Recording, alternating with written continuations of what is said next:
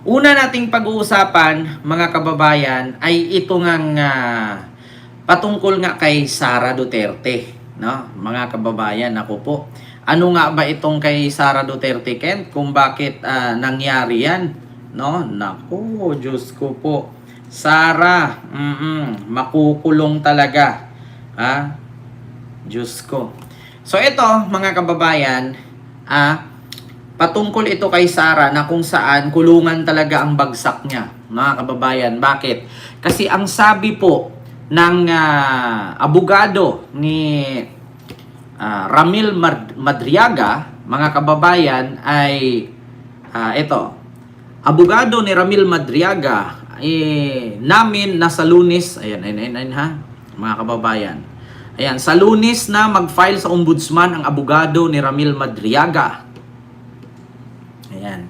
Ito po, mga kababayan, ang sabi ng abogado ni Madriaga na si Raymond Palad, no, sa kanyang affidavit na at kung anong nilalaman nito. Oo. Naku po, ito, pakinggan nyo po ha, mga kababayan. Evening po sa inyo lahat sa mga nanonood po. Yes, okay. Before Attorney Raymond, before tayo mag-nitty-gritty ng mga nanonood sa affidavit, parang siya pinapanood namin, kausap ang mga boss namin kanina sa Storycon Sila Ed Lingaw, nabitin daw silang kausap ka dahil kulang nga daw sa oras. Pero actually, ang gusto lang niya sanang malaman sa inyo ay kung what's next dito sa affidavit. Nag-file na nga ng affidavit, meron ng affidavit, saan nyo gustong dalhin ito at ano yung expect ninyong magiging resulta dahil dito sa inyong inilabas na affidavit? Ang plano namin dyan is by Monday or Tuesday next week. Nako, alaka, Sara, patay ka. Ang plano daw ng abogado ni Ramil Madriaga by next week daw, Monday or Tuesday. So ano na ngayon? Sabado, bukas, Linggo. Hala, 4 na araw na lang. Ala, Ken, tinuod ba namatay na si Martin, pinsan ni BBM? Fake news ba kung hindi totoo, Ma'am Nini? Alam niyo, sa totoo lang, mga kababayan, ayun na nga. Ito, mga kababayan, ang kaso kasi na ipa-file kay Sara sa ombudsman po ito. Pag sinabi nating ombudsman, talagang gagalawin po ito. Kasi nga, mga kababayan, hindi po ito basta-bastang kaso lang. Si Sara kasi, pangalawa sa pinaka makapangyarihang tao yan dito sa Pilipinas. So, actually, sa madaling salita, Vice President po siya. Ngayon, bihira lang po kasi, mga kababayan, na may magsampa ng kaso na malakas ang loob. Malakas ang loob. Kasi biruhin mo, ikaw, ordinaryo kang tao. Sasampahan mo ng kaso si Sara or di kaya si BBM or kung sino sa kanila, mga makapangyarihan yan. So mga kababayan, kapag may mga ganyang senaryo na nagsasampa, talagang kailangan i-assess agad yan ng ombudsman.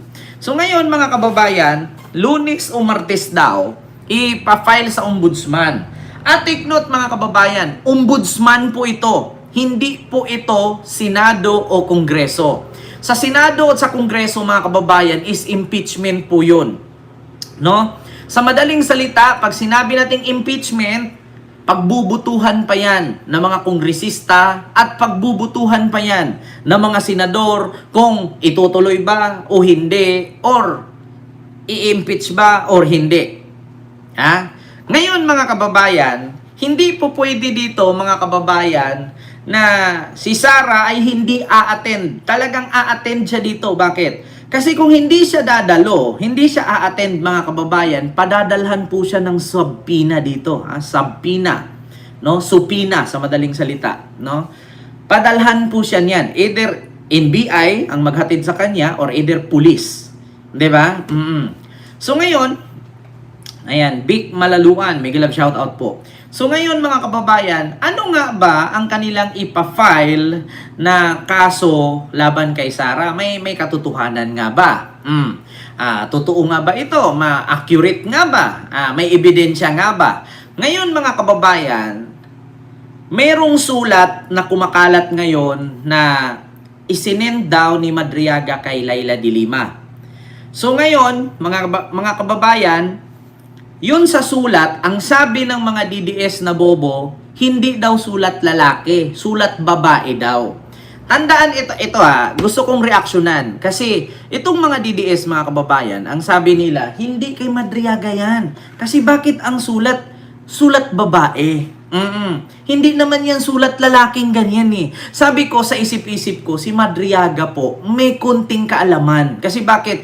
Nag-aral po ng law yan, ngunit hindi lang pumasa sa bar exam. Diba? Hindi po lahat ng nag-aral sa law ay bobo. Diba? Lahat po kadalasan nag-aral sa law, kapag sinabi natin ganyan, ang mga sulat dyan parang doktor. At saka hindi mo naman yan, alam nyo mga DDS, alam kong bobo kayo, pero hindi kayo bulag, hindi kayo bungol. No? Hindi po nagbe-base, no, ang sulat ng tao kung totoo bang siya yun o hindi. Hindi nagbe-base sa sulat yan. Kasi nga, ako nga, ang sulat ko, iba sa personality ko. Mga kababayan, yung iba nga kaliwete, yung iba kanan ang gamit. 'Di ba? So, hindi po natin mabibase doon na si Madriaga ba talaga yung may sulat na inabot kay Laila de Lima, at hindi din po natin pwedeng sabihin na hindi siya yun. Kasi bakit? Lahat po ng tao may kanya-kanyang abilidad kung paano magsulat. No, hindi po natin pwedeng husgahan na bakit ito sulat kamay ng babae? Bakit hindi sulat lalaki? Diyos ko naman mga kababayan, hindi po si Madriaga doktor na kailangan ang sulat niya ganun-ganon. Hindi po si Madriaga construction worker na kailangan ang sulat niya isang guhit, dalawang guhit, tatlong guhit kasi number 2, 3, 4, 5. Ganun yan. Si Madriaga po ay nakapag-aral din po ng law. Ako nga, 3 klase ang sulat kamay ko Ayan, tignan nyo. Ang sulat ko patagilid. Dito naman, ang sulat ko patayo. Dito naman, yung ibang sulat ko dito, mga kababayan, iba naman. Kaya sa totoo lang, mga kababayan, hindi mo mabibase yan doon. Ang ano sa mga DDS, ang sagutin ninyo mga DDS at harapin ninyo mga DDS, huwag kayong magbe-base sa sulat kamay kung si Madriaga ba yun o hindi. Magbe-base kayo doon sa mga nalaman ng sulat ni Madriaga kung totoo ba o hindi. Kasi kapag itong mga sinulat ni Madriaga nag-match sa investigasyon ng ombudsman, nako mga kababayan, mga kababayan, kulungan talaga ang bagsak ni Sara. Ito po, nakalagay. Sabi ni Jose Junior Santos, graduate siya ng law at requirement ang script na handwriting na sulat babae dahil yun din ang requisite sa bar exam para maintindihan ng examiner. Actually, kadalasan talaga mga kababayan, no, kapag nag-aral ka po talaga ng pol sci or kaya political science or law, talagang madalian. Sulat babae talaga. Kahit sino, kahit si Vice Ganda nga 'Di ba? Sino bang mga nag-aaral? Kahit si Digong, tignan mo yung sulat ni Digong. Sulat ni Gloria, sulat ni Kiko Pangilinan. Sino pa? Yung mga sulat nga ni Jimmy Bundok 'Di ba? Sulat sulat babae nga Sa lahat po talaga, kadalasan, mga kababayan, kapag nag-aral ka ng about sa batas or abogasya, sulat babae talaga, no? So ngayon, mga kababayan, ito ang pakinggan ninyo. Kasi, alam nyo sa totoo lang mga DDS, hindi naman rason dyan kung sulat ba ni Madriaga o hindi Ang rason dyan, or ang point of view dyan, or ang, sa madaling salita dyan, kung ang mga nakasulat sa papel ay totoo. 'Di ba? Kasi ang mga DDS, noong lumabas si Gutesa, sabi, diniliver sa ganito, diniliver sa ganyan, diniliver sa ganon. Tapos mali-malitang ganyan. Naniniwala sila. Naniniwala sila na nagbasa lang ng script si Gutesa. Ngayon, na habang itong si Madriaga nagsulat kamay, binigay kay de Lima, at inabot doon sa abogado ni Madriaga, sabihin nila, hindi daw ito kay Madriaga kasi gawa-gawa lang daw ni de Lima. Pati nga pirma ni Madriaga hindi daw match yung ipinakita ni de Lima at ni Trillanes. Wala, ako I will tell you frankly, mga DDS, hindi ako nagbe-base doon sa sulat sa pirma. Nagbe-base ako sa laman ng sinulat ni Madriaga. Una, kung ang mga sinulat niya doon ay may hinatid siya sa comedy bar, kapag iniimbestigahan ng ombudsman yan, nag-match doon sa sulat niya, sa laman ng sulat or sa kwento doon sa sulat, mga kababayan, kung nag-match ngayon doon sa kwento ng sinulat ni Madriaga na totoong may hinatid siya sa comedy bar sa Quezon City at may CCTV, pag-imbestiga ng ombudsman, pag-imbestiga ng korte, yun ang lumabas ay totoo. Patay si Sara doon. Pangalawa, kung doon sa sulat ni Madriaga, nagkatotoo na si Sara ay bumisita sa BGMP at nakita doon na si Sara ay may logbook at may CCTV na bumisita siya sa BGMP, patay si Sara. Yun lang ang basihan natin. Pangatlo, yung pag-utos ni Sara sa kanya na ihatid sa parking lot ang 35 million na laman ng duffel bag doon sa parking lot ng ombudsman, kung mag-match ang petsa, mag-match ang CCTV, mag-match ang plate number ng sasakyan, patay si Sara. Huwag kayong mag-base sa sulat at sa pirma. Doon kayo mag-base sa nakasulat at laman ng sulat at kwento ng sulat. Pangatlo, mga kababayan, kung yung pag-utos ni Sara na ihatid ang pera doon sa Mega Mall sa may Pasig at nag-match yung kwento ni Madriaga doon sa sulat, may CCTV ang mall at merong petsa sa CCTV at nagkatugma doon sa kwento ni Madriaga, patay si Sara. Panglima, kung nag-match ang sinabi doon sa sulat ni Madriaga na inutusan siya ni Digong na maghatid ng 1 billion sa Katarungan Village sa Muntinlupa, nag-match doon na may logbook siya sa village, nag-match doon na totoo yung sasakyan na kulay itim na kinargahan ng 1 billion cash, hala, patay ka. Patay si Sara.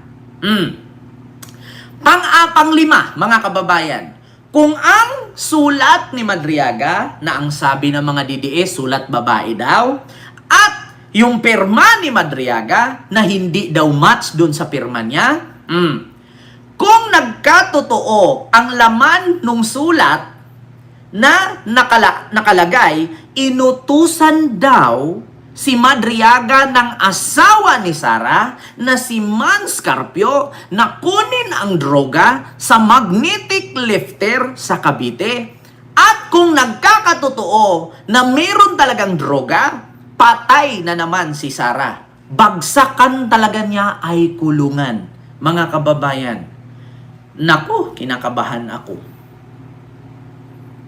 Gusto nyong malaman kung gaano katotoo, anong laman ng sulat? Ito. Yung original copy sa Office of the Ombudsman. And plano din nag-apply ni Mr. Madriaga, ni Caramel, sa Witness Protection Program sa Department of Justice because of the... Planong mag-apply sa Witness Protection Program. Dapat lang. Kasi bakit? According nga kay Fables Talakera, si Sara daw ay may entel na babaeng pulis sa BGMP Annex 2, baka daw ang gagawin kay Madriaga, painumin ng lason or di kaya mag-riot at sabihin ng laban para si Madriaga patay. Naku po, mga kababayan. Kaya dapat lang mag-witness protection program siya. Tuloy. Revelations niya sa affidavit na yan. Bakit po, attorney?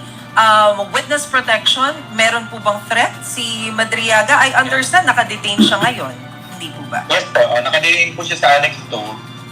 As of now, wala naman problema sa security, pero wala naman pong pinagbabawal kung mag-apply siya sa witness Si protection. Risa Porcilo po. Para sa mga usapin na yan, na sa palagay niya sensitibo talaga the moment na pinirma niya yan. Tama. Base nga po dun sa mga information na nababasa namin ngayon, medyo mabigat po talaga yung mga accusations ni Madriaga, especially sinasabi na mukhang nakakuha financial support sa Pogo. Tama po ba? Si Nako! VP Sara. I wonder, attorney, bakit po ngayon inilabas itong usaping ito, yung timing, kumbaga, na alam po natin na mainit yung usapin na politika, tapos sumabay ito.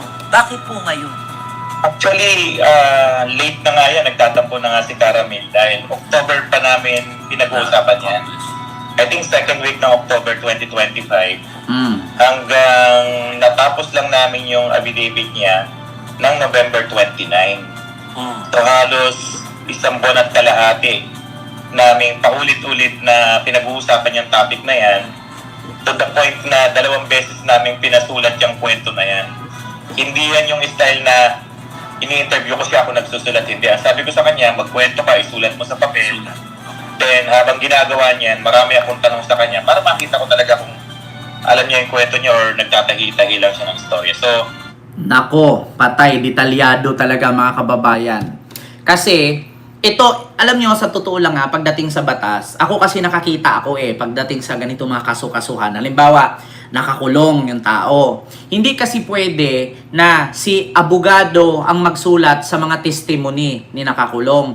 Mas maganda yon na si nakakulong ay galing mismo sa isip niya yung isusulat niya. Para pagdating sa korte, kahit bali-balik ta rin ng lawyer ni Sara na tanong ng tanungin si Madriaga, hindi siya mawawala, mga kababayan. Hindi katulad nun kay Gutesa na kinukoach pa ni Marcoleta na, yung page number 20, hindi mo nabasa, nakalimutan mo.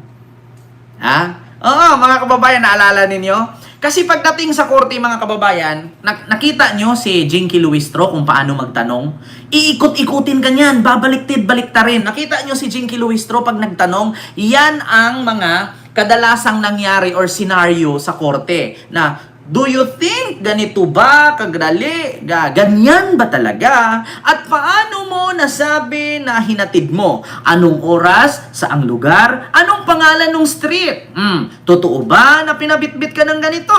Kita nyo si Jinky Luistro? Ganyan. So kahit bali-balik ta rin ang tanong ng lawyer ni Sara, kasi pagdating sa kasuhan kasi mga kababayan, yung abogado ni Sara ang magtatanong kay Madriaga. Ngayon, kailangan doon sa kopya ni Sara at kopya ni Madriaga, nag-match yung mga sinasabi ni Madriaga.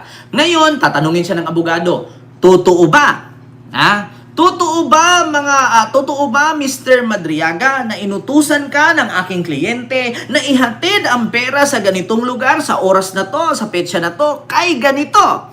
Pag sinabi ni Madriaga, totoo po, tapos susundan yan, anong araw yon? Kailangan mag-match doon sa kanyang kwento, doon sa sinulat niya. So, once na yan ay nag-match talaga, kasi syempre, hindi mo naman yan isusulat kung hindi mo talaga memorya. Di ba?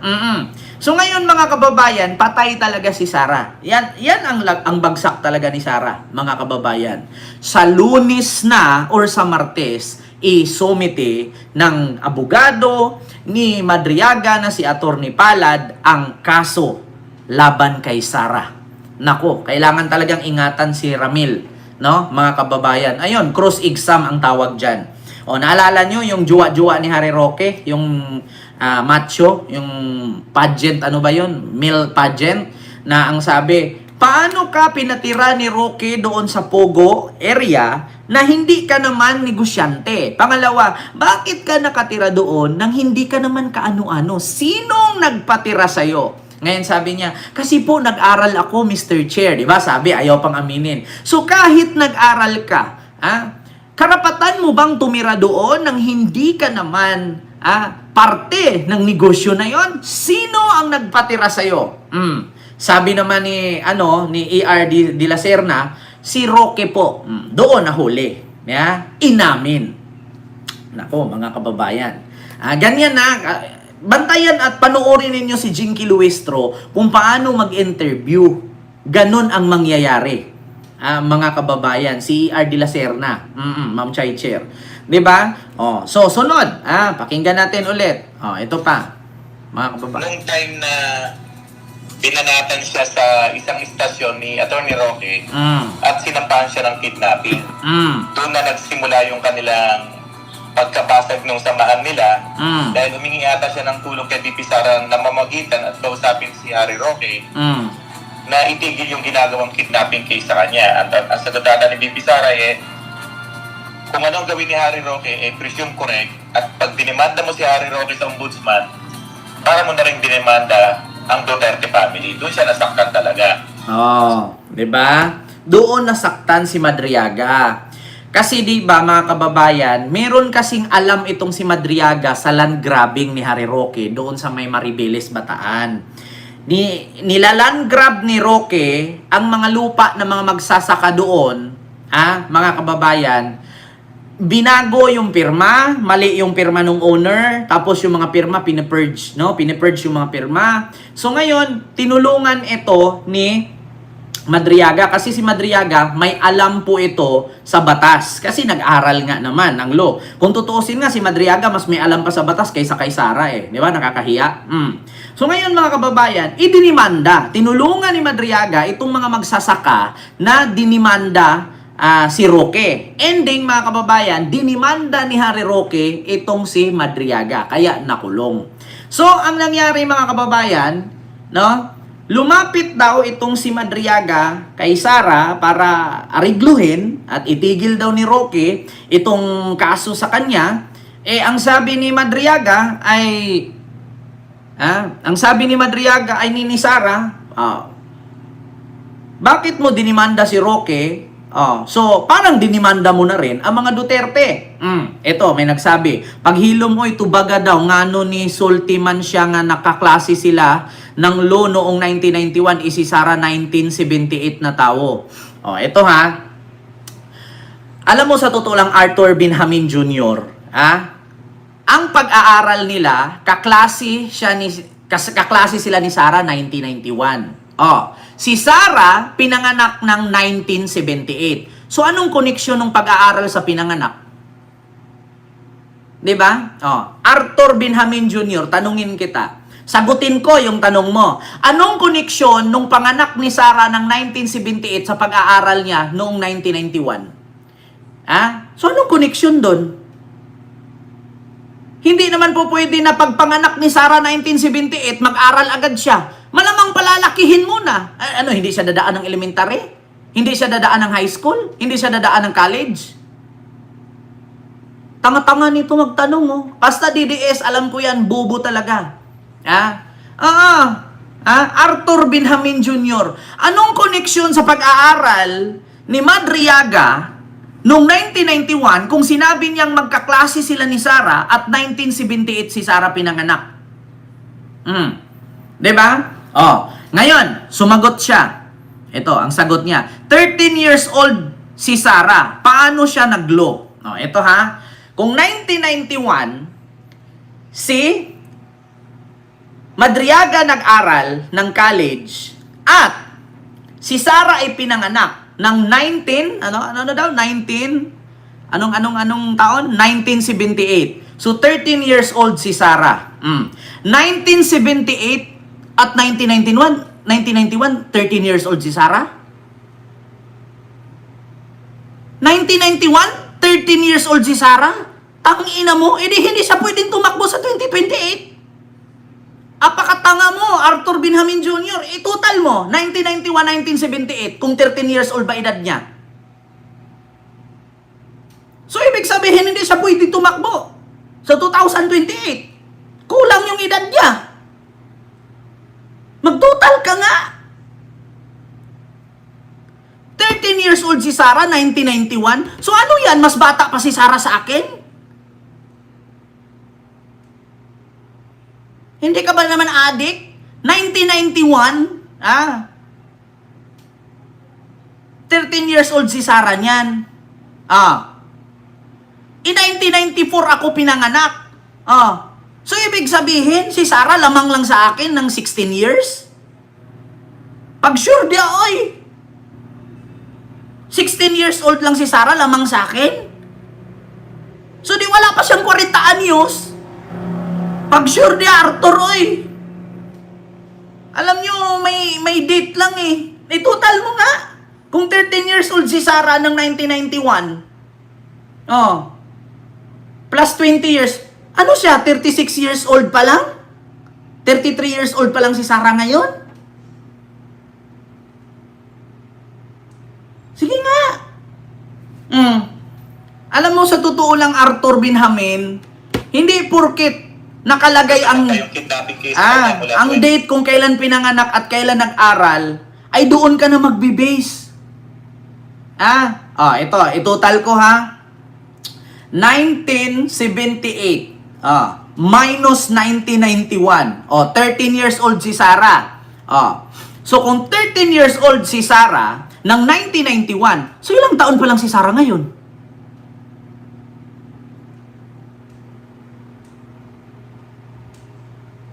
Diba?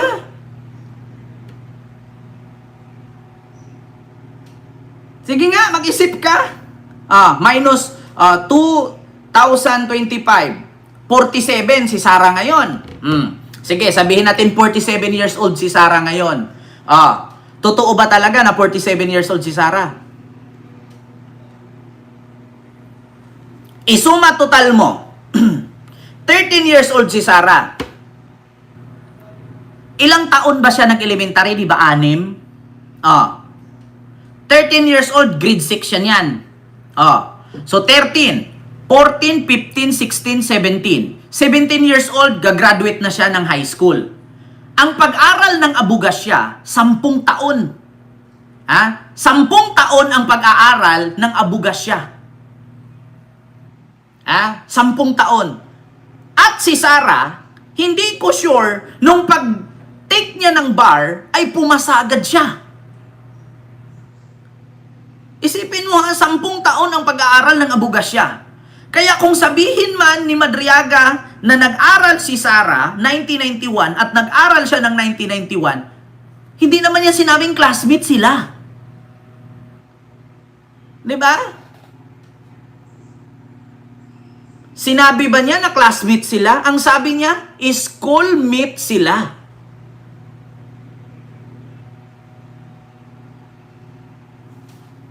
Di ba? Sinabi ba ni Madriaga na classmate sila? Sasabihan mo pa ako yung bobo? Bakit? Sinabi ba ni Madriaga na classmate sila? Doon sa affidavit niya. Sige nga. May sinabi ba na magkaklase sila? Aba, wala namang sinabi doon na magkaklase sila. Ang sinabi, same school sila.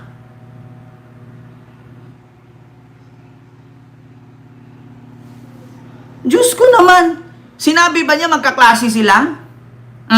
Tas ang tanong ngayon, bakit kayo nakakuha ng affidavit nang hindi pa na-file sa ombudsman? Diba? Saan ninyo galing yung affidavit ni Madriaga at may nakuha na agad kayo nang hindi pa na-file sa ombudsman? Take note, Lunes, Martes pa lang nila ipafile, may affidavit na agad kayo. Aba, ang galing! Diba? Ayan, mga DDS, tanong, hamunin pa ako, magbasa-basa daw ako. Bakit ako magbabasa?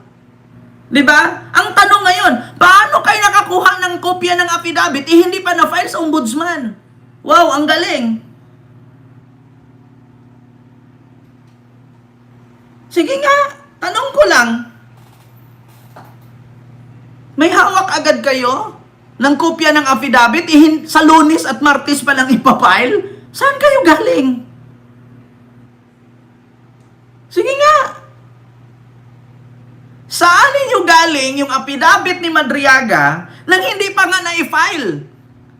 Tapos sasabihin magbasa-basa ako? Huwag mo ako turuan magbasa. Bakit? Hindi naman ako bubong DDS tulad mo. May nilabas lang si Tarpulano, pinaniwalaan nyo agad. Paano kayo nakakuha ng kopya ng affidavit hindi pa na-file? Sige nga. Ano ba ang sabi ng abogado? Ano galing kay Rudy Baldwin yung affidavit na yan? Advance? Anong sabi ng abogado ni Sarah? Ni Madriaga? Pakinggan nyo, ha?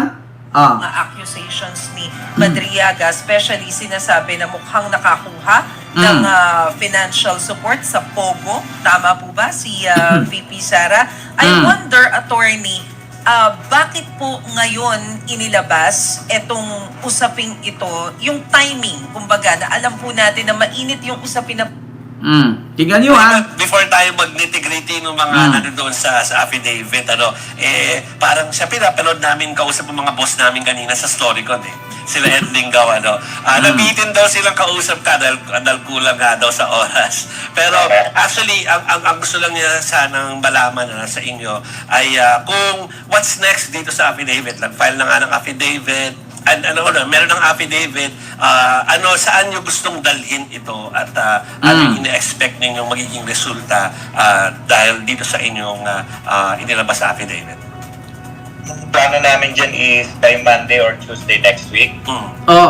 By Monday or Tuesday next week pa lang ipafile. So, paano kayo nakakuha ng affidavit? Or affidavit?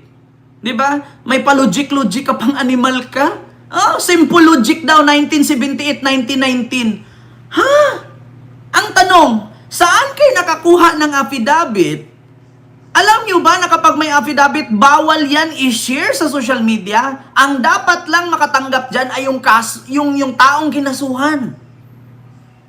Alam nyo ba na bawal yan kasi confidential yan? So, paano kayo nakakuha ng affidavit? So, paano ngayon makasuhan ng nagkaso, di makapaghanda ngayon si Sara kung ipinakita ng attorney yung affidavit? Sige nga.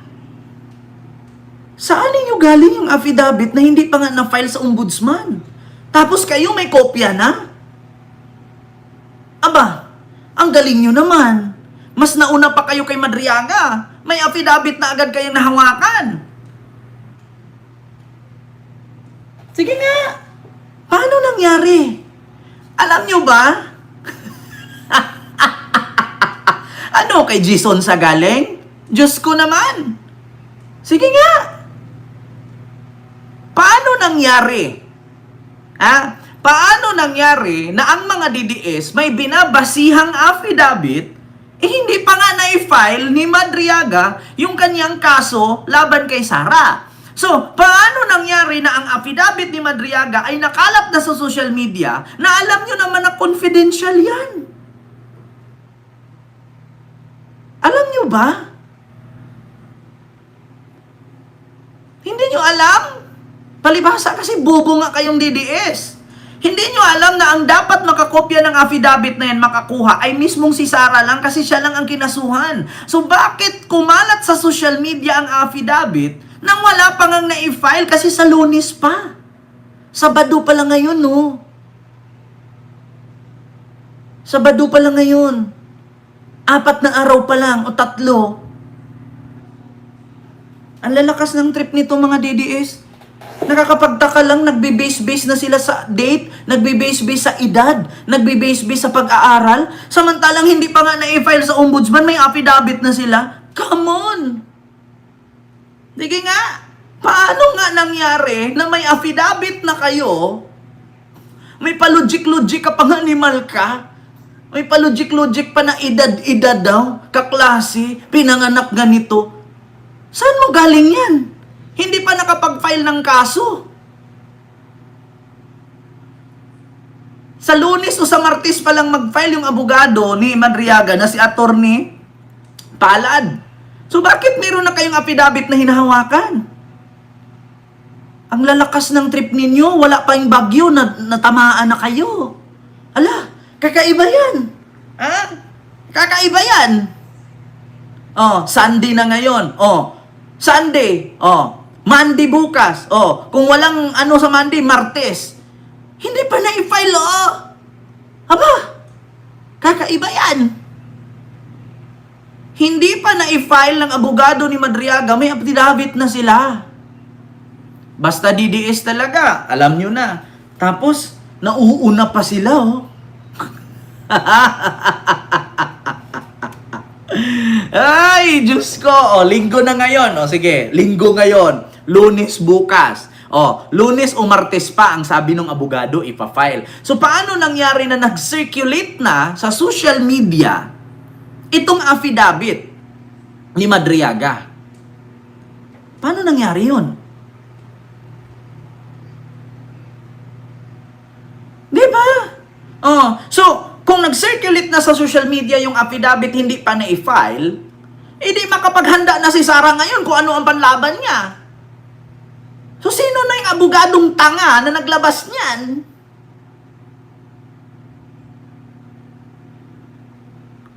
Sige nga. Ay, Diyos ko, mga DDS, tigil nyo yan. Itulog nyo yan.